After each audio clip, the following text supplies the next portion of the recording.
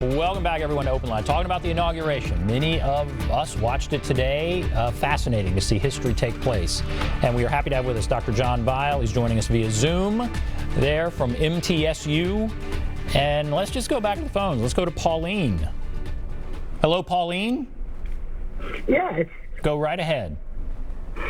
Yes, I'm trying to talk on this Biden, Donald Trump. Why is it everybody so surprised about the raid at the Capitol when he was just being what he was? You think that was something that you hold him responsible, and that you hold him responsible, essentially, right? Right. Yeah. Okay. All right. Well, thank you, Pauline. Thank you. There are many people that feel that way. There are many people that feel just as Pauline does. I'm just going to go to another call. Let's go to Larry here. Hello, Larry? Yes. Go right ahead.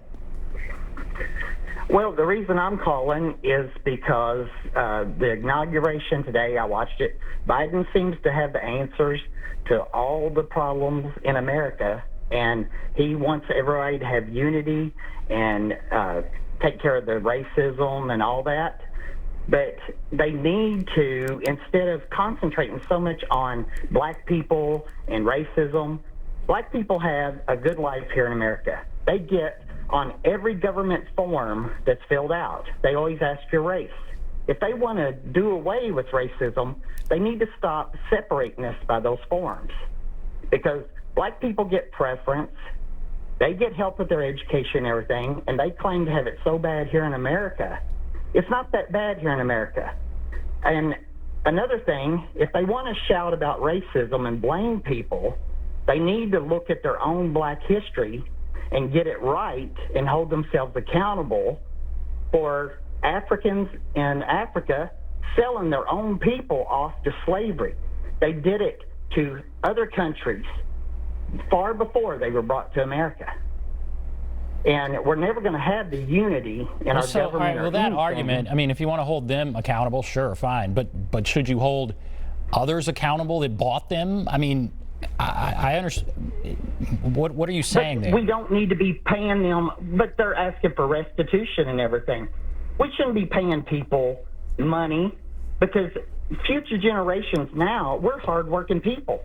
And we're not complaining about people of color drawing government checks every month because they ain't got a job or they won't work and things like that. Why do they feel they should get restitution? And we're never going to have that unity in our government or in everyday life as long as they feel that white people supposedly owe them something. Okay. All right. So there's Larry. Let me comment a minute, if I may. Yeah, go ahead. I think we tend to generalize here in many different ways. My own view, Lincoln actually addressed this in an indirect way that I don't know that people fully understand. But he said in one of his speeches something to the effect that if it's God's will that all the gains that we gain from slave labor be destroyed by the war, so be it. And I think in many ways, the Civil War was a kind of reparation for, what some people call the original sin of America. I don't think it's very helpful to talk in overall terms about, one race being better or worse than another.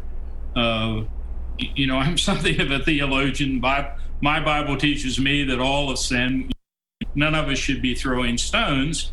But historically, African Americans, they're the only group in the United States that started out as slaves, and there are some remnants of that still remain. But if we can go back to Dr. King's vision, that we would come to a day where people would not be judged by the color of their skin, but by the quality of their character. When I hear Larry talk, I get depressed. I don't know if I'm alone, but it comes back to race. I mean, race in this country is, we think we've come so far, and then you see somebody in the Capitol with a Confederate flag, and so much, I feel like, of our division comes back to this issue. It does. And how do we get past that? I liked what you said there about Abraham Lincoln, but I guess help me not be depressed if that's even possible. How do we get past where we are on race? Well, I mean, the one thing that he said, I certainly agree. African Americans, like most Americans, have made great progress in the United States. It's still, the dream of complete equality for them or for any race. Disabled white Americans, maybe Appalachian white American. We still tend to think in terms of stereotypes. And if you read the Bible, when they introduced Jesus, one of them said, "Well, can any good thing come out of Nazareth?" Well, that shows us that even in his day, there were people that were prejudiced based on, he goes to give his first sermon and somebody says, "Isn't this Joseph's son? He's just a carpenter. Who does he think he is?" And, if there is a sign of progress, we have our first African-American woman, Asian vice president. I think that is a tremendous step forward. And I'm pleased to see that, young women of whatever color have the kind of examples that, many white males have had for a long time. So I think we are making progress, but that the vision is, it's a more perfect union. It remains an imperfect union. We're striving for perfection, but we're not there. We're not there. Okay. All right, we have to take a break. Hopefully we can get another call in here. Take a break. Be back right after this.